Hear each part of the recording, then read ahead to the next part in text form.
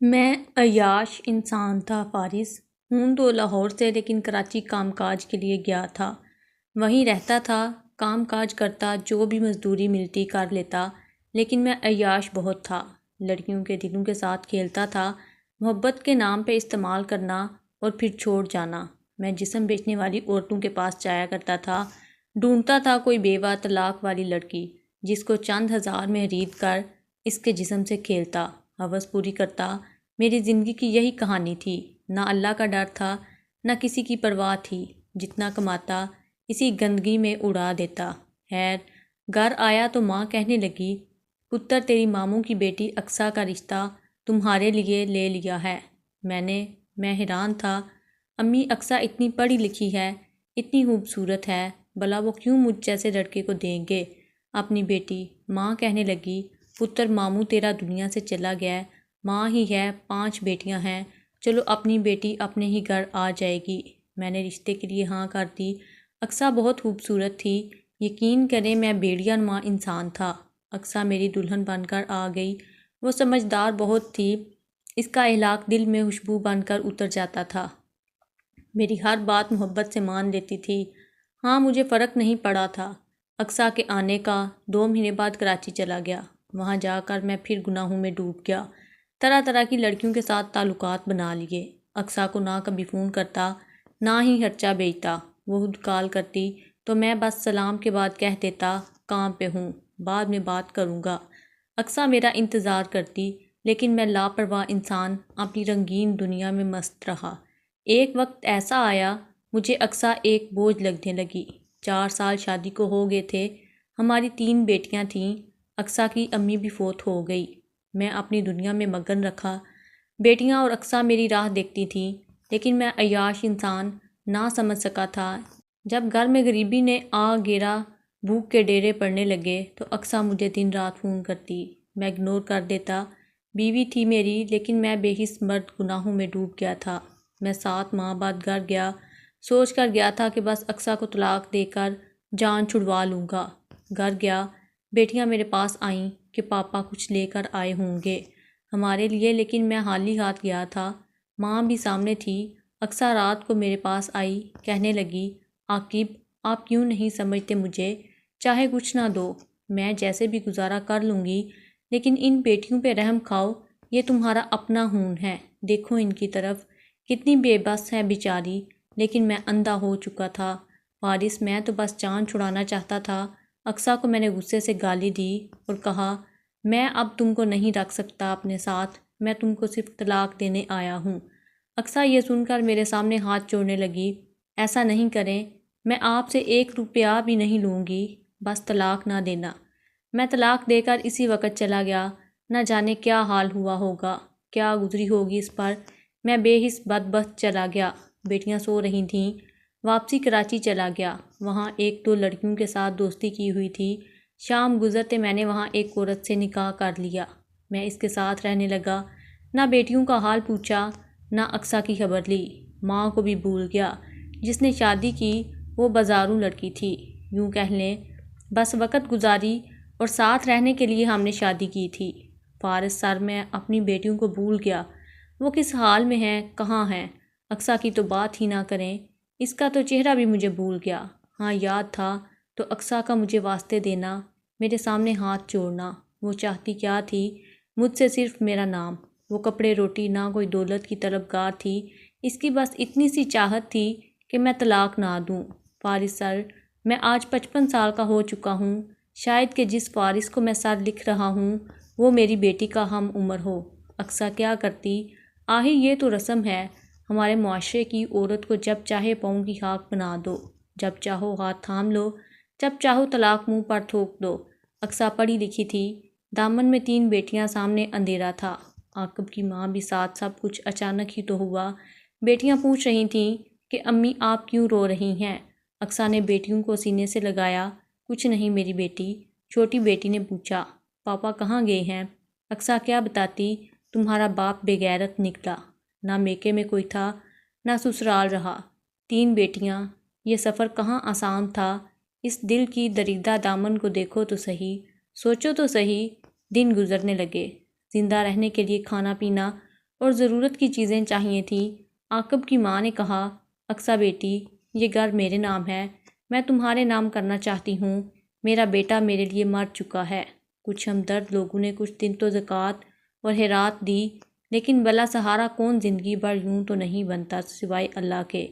ہر کوئی بس مطلب کی خاطر ہمارا ساتھ دیتا ہے، یا مطلب ختم ہوا وہیں سارے رشتے ختم ہوئے۔ بیٹیاں اسکول جاتی تھیں، اقصیٰ پڑھی لکھی تھی، ایک پرائیویٹ اسکول میں ٹیچنگ کے لیے اپلائی کیا، 10,000 کی نوکری مل گئی، لیکن 10,000 کافی تو نہ تھا گھر چلانے کے لیے۔ پھر سفر درندگی کا شروع ہوا، مرد زیادہ ہوس کی نگاہ سے دیکھنے لگے، کوئی دوستی کرنا چاہتا تھا تو کوئی پیسے دے کر کچھ لمحہ گزارنا چاہتا تھا۔ ایک دن اسکول سے واپس آ رہی تھی کہ ایک لڑکے نے بائک کھڑی کی، پاس آ کر کہنے لگا، میڈم جی، آپ کو روز دیکھتا ہوں، آپ پیدل اتنا چل کر جاتی ہیں، آپ میرے ساتھ بائک پہ آ جایا کریں۔ اقصیٰ نے اس لڑکے کے سر پر ہاتھ پھیرا، میرے بھائی، اللہ آپ کو سلامت رکھے، آپ نے میری مدد کا سوچا، لیکن کیا میں نے کبھی آپ سے کہا کہ مجھے پیدل آنے جانے میں کوئی مسئلہ ہے؟ کیا وہ لڑکا شرمندہ محسوس کر رہا تھا؟ اقصیٰ کو اللہ پہ یقین تھا، اللہ پاک اس کو اکیلا نہیں چھوڑیں گے۔ کچھ مرد تو ڈائریکٹ یہ بھی کہہ جاتے کہ ہزاروں روپے لے لو اور ایک جسمانی تعلق بنا لو۔ اکثر صبر کرتی اور سب معاملات اللہ پہ چھوڑ دیتی۔ اولاد اللہ کی طرف سے ایک آزمائش تو ہے جس سے اقصیٰ بھی گزر رہی تھی۔ وہ ڈٹی رہی، افلاس میں دن بھی گزارے، لیکن سر سے دوپٹہ نہ اتارا، نہ بازار کی رونق منی، نہ کسی لڑکے کے ساتھ دوستی کر کے وقت گزارا، ہر دکھ سکھ اللہ کے ساتھ شیئر کیا۔ پھر گورنمنٹ اسکول میں ٹیچر کی جاب مل گئی، اللہ نے کرم کیا، حالات بدلنے لگے۔ ایک وقت ایسا بھی آیا تھا، ساس کی موت ہو گئی، کافی پیسہ خرچ ہوا، ساس کے جانے کے بعد گھر میں بھوک نے ڈیرے ڈال لیے۔ گاؤں کی نالیاں صاف کرنے والا 2 مہینے سے نہیں آ رہا تھا، تو اکثر گاؤں کی چودرانی سے بات کر کے نالیاں تک صاف کیں۔ میرے معاشرے کے مرد اور انسانیت پر لاکھ بار لعنت برسی ہوگی، اقصیٰ نے سب کچھ کیا سوائے اللہ اور رسول پاک کی بتائی ہوئی حد پار کرنے کے۔ خیر، گورنمنٹ جاب لگ گئی، بیٹیاں وقت کے ساتھ بڑی ہوتی گئیں، کپڑے سلائی، بچے خود ٹیوشن اور اسکول میں ٹیچنگ، سب کچھ کرنے لگی۔ اللہ نے اپنی رحمت کا سایہ سر پہ رکھا۔ بڑی بیٹی ہانیہ پڑھائی میں کافی اچھی تھی، وہ میڈیکل میں جا لگی، چھوٹی بیٹیاں دونوں اکاؤنٹنٹ کرنے لگیں۔ معاشرے کی آنکھ میں آنکھ ملا کر ایک باحیا مسلمان عورت بن کر حالات کا مقابلہ کرتی رہی۔ اقصیٰ نے نہ کسی کے سامنے ہاتھ پھیلایا، نہ بھیک مانگی، نہ جسم کا سودا کیا، نہ پیسے کمانے کے لیے حرام کا کوئی راستہ اختیار کیا۔ جب عاقب جیسے ہم سفر کتے بن کر ہاتھ چھوڑ جائیں تو رونا نہیں چاہیے، بلکہ اللہ کا شکر ادا کرنا چاہیے کہ ایسے بدبخت مرد سے اللہ نے بچا لیا۔ آج جو عورت یہ کہہ کر جسم بیچتی ہے یا فحاشی پھیلاتی ہے کہ پیٹ کی خاطر کر رہی ہوں، اللہ بے یقین نہیں رہا تھا؟ کیا اللہ نے دیکھ رہا تھا آپ کو؟ کیا آپ نے نہیں پڑھا اللہ نے رزق کا وعدہ کر رکھا ہے؟ بھوک افلاس کچھ دنوں کی بات ہے، حالات بدل ہی جاتے ہیں، کیا روز محشر جواب ہوگا آپ کے پاس؟ خیر، اقصیٰ نے اپنی تینوں بیٹیوں کو پڑھایا لکھایا، اس قابل بنایا وہ اپنے پیروں پر کھڑی ہو سکیں۔ 20 سال گزر گئے، بڑی بیٹی ڈاکٹر بن گئی، چھوٹی دونوں بیٹیاں نادرا میں جاب کرنے لگیں۔ باحیا با پردہ ماں کی حیا والی بیٹیاں تھیں۔ پھر قسمت نے کھیل کھیلا، فارس میں 50 سال کا بوڑھا ہو گیا تھا۔ اب خیال آتا تھا کہ میں کیا کیا گناہ کرتا رہا۔ مجھے ہارٹ اٹیک ہوا، ڈاکٹر نے بتایا بائی پاس ہوگا۔ میں رات میں تنہا بیٹھا سوچ رہا تھا میں نے کتنے گناہ کیے ہیں۔ جس سے شادی کی تھی وہ بوڑھی ہو چکی تھی، اولاد کوئی نہیں تھی ہماری، وہ بستر پہ سو رہی تھی۔ میں اٹھا، کھلے آسمان تلے دل پہ ہاتھ رکھا، میرے سامنے وہ میری معصوم سی پاپا کہتی بیٹیوں کی صورت آ گئی۔ ان کا آہستہ سے مجھے پاپا کہنا، اقصیٰ کے ساتھ نکاح کا وقت یاد آیا، اقصیٰ کی محبت بھری باتیں، پھر میرا طلاق دینا، بیٹیوں کو لاوارث چھوڑ آنا۔ میں تڑپنے لگا، میں رونے لگا، میں نے کتنے گناہ کیے، گناہوں میں ڈوبا رہا، جوانی کے نشے میں، بڑھاپے کی مکڑیاں بھول گیا، میں بھول گیا اللہ کی لاٹھی کو، میں قبر کو بھول گیا تھا، میں مرنا بھی بھول گیا تھا، میں تو عیاشی میں گم رہا۔ مجھے کب خبر تھی ایک وقت آئے گا جوانی ڈال چکی ہوگی اور اللہ کہے گا اے بیماری اسے جکڑ لے۔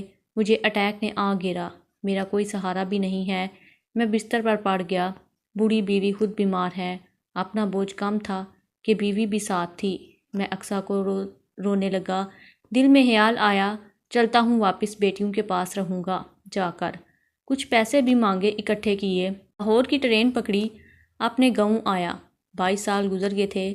22 سال کے بعد گاؤں آیا۔ گاؤں بدل چکا تھا۔ میرے ہم عمر سب بوڑھے ہو چکے تھے، کچھ دنیا سے کوچ کر گئے تھے۔ میں اپنے گھر کے سامنے گیا، وہاں بڑی کوٹھی بن چکی تھی، گھر سے دلہن کی طرح سجا ہوا تھا۔ معلوم ہوا آج میری بڑی بیٹی کی شادی ہے، بارات آنے والی تھی۔ میں نے دیکھا اقصیٰ گلابی سوٹ پہنے کھڑی تھی، ساتھ میری تینوں بیٹیاں۔ مجھے بھلا کون پہچانتا؟ بوڑھا ہو چکا تھا، داڑھی بھی بڑی ہوئی تھی۔ دل چاہا کہ بیٹیوں کو سینے سے لگا لوں، سامنے کیسے جاؤں، کیسے کہوں بیٹی جا کر میں نے باپ ہونے کا آخر کون سا فرض نبھایا۔ بارات آ گئی، میں باہر کھڑا، نکاح ہوا۔ میں نے باہر بیٹھے فقیروں میں بیٹھ کر کھانا کھایا، آنکھوں میں آنسو تھے۔ بیٹی رخصت ہو رہی تھی، دل تڑپ رہا تھا۔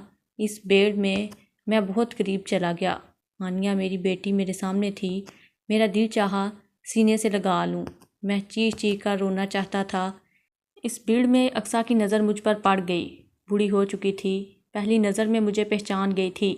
میری آنکھوں میں آنسو تھے۔ اقصیٰ مجھے آواز دینے لگی۔ میں نے ہاتھ جوڑ کر معافی مانگنے کا اشارہ کیا اور بجھل قدموں سے واپس کی جانب لوٹنے لگا۔ میں نے اپنی زندگی کو خود جہنم بنایا تھا۔ فارغ میں سمجھتا تھا میں مرد ہوں تو بہت طاقتور ہوں، لیکن واحد لا شریک کو بھول گیا تھا۔ میں بہت روتا ہوں، موت کا انتظار کر رہا ہوں۔ میں اقصیٰ کو چھوڑ کر برباد ہو گیا، نہ اچھا انسان بن سکا، نہ اچھا بیٹا بن سکا، نہ اچھا شوہر، نہ اچھا باپ۔ دل چاہتا ہے بیٹیوں کے پاس رہوں، وہ مجھے بابا کہہ کر پکاریں، میں ان کو سینے سے لگا لوں، لیکن فارغ میں بہت بے بس ہوں۔ آپ میرے پاس آئیں، مجھے میری بیٹیوں سے ملوا دیں۔ میں لاوارث نہیں رہنا چاہتا۔ میں اللہ سے ہر روز معافی مانگتا ہوں، نہ جانے بخشا بھی جاؤں گا یا نہیں۔ فارغ ڈاکٹر کہتے ہیں کہ بائی پاس نہ کروایا تو کچھ بھی ہو سکتا ہے۔ سب کے لیے ایک بات کہوں گا، کسی کو دکھ دینے سے پہلے سوچ لینا، اللہ سب دیکھ رہا ہے۔ میں نے اتنے گناہ کیے کہ اب خود سے بھی نظریں نہیں ملا سکتا۔ اقصیٰ نے ثابت کیا، بیٹی مسلمان کی ہو تو کبھی فحش نہیں ہو سکتی۔ اچھی ماں، اچھی عورت بن کر دکھایا اس نے۔ عورت ہمت کرے تو کیا کچھ نہیں کر سکتی فارغ۔ بس مجھے ایک بار بیٹیوں سے ملنا ہے، شاید کہ موت کا وقت بہت قریب ہے۔